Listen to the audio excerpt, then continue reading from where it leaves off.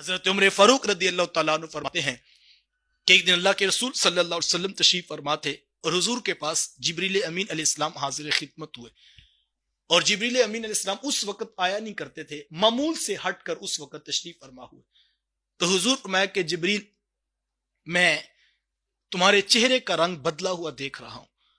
تو حضرت جبریل امین علیہ السلام نے عرض کی کہ حضور، میرے رب نے مجھے حکم ایسا دیا ہے جس کی وجہ سے میرے چہرے کا رنگ بدل گیا ہے۔ تو حضور فرمایا کہ جبریل، رب نے تمہیں کیا حکم دیا ہے؟ تو عرض کی حضور، مجھے رب نے حکم دیا ہے کہ جبریل جہنم کی آگ کے اندر پھونکا جائے۔ تو میں نے 1000 سال تک جہنم کی آگ میں جو ہے پھونکنے کا حکم دیا، تو جہنم کی آگ سفید رنگ کی ہوگی۔ رب نے پھر حکم دیا کہ جبریل اس کے اندر مزید پھونکا جائے۔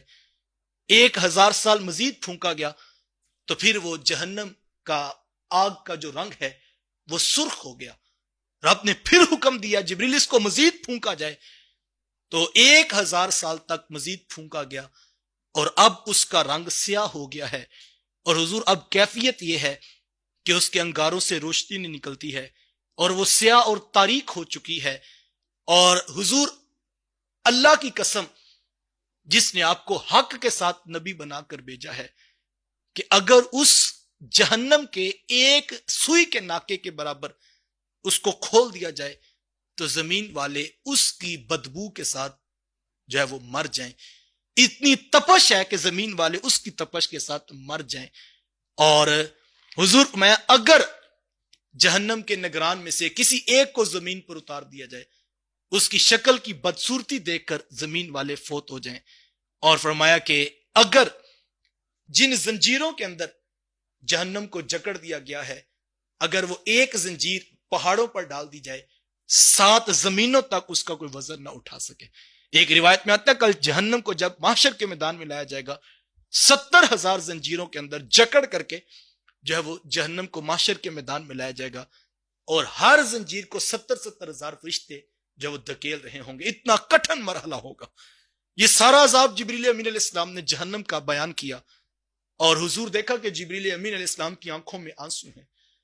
تو حضور، میں کہ جبریل تم کیوں رو رہے ہو جبکہ تم تو اللہ کے ہاں بڑے اونچے مرتبے پہ موجود ہو؟ تو جبریل امین علیہ السلام عرض کرتے ہیں کہ حضور، میں کیوں نہ رہوں؟ مجھے یہ خیال رلا دیتا ہے کہ جو مرتبہ رب کی نگاہ میں ہے، اگر میں حقیقت میں اس رتبے پر نہ ہوا تو کل میرے ساتھ کیا ہوگا؟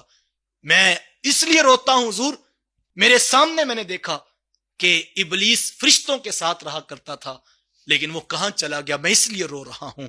آقا کریم علیہ السلام، جبریل امین علیہ السلام کی یہ کیفیت دیکھی تو میرے حضور کی آنکھوں میں آنسو آ گئے۔ اور تھوڑی دیر کے بعد جب حضور جبریل امین علیہ السلام چلے گئے تو آقا کریم علیہ السلام باہر نکلے تو کچھ لوگ وہاں پر ہنسی مذاق کر رہے تھے۔ تو حضور اس موقع پر فرمایا کہ جو میں جانتا ہوں اگر تم جان لو تو تم تھوڑا ہنسو اور زیادہ رویا کرو، اور فرمایا تم ایک لقمہ حلق سے نیچے نہ اتار سکو، جو میں نے دیکھا اگر تم وہ دیکھ لو۔ تو اتنا سخت معاملہ ہے۔ حضور ایک دن جبریل امین علیہ السلام سے پوچھا، جبریل، میں نے کبھی میکائیل کو مسکراتے نہیں دیکھا۔ تو حضرت جبریل امین علیہ السلام عرض کرتے ہیں کہ حضور، جب سے میکائیل نے جہنم کو دیکھا ہے اس کے بعد وہ کبھی مسکرایا نہیں ہے۔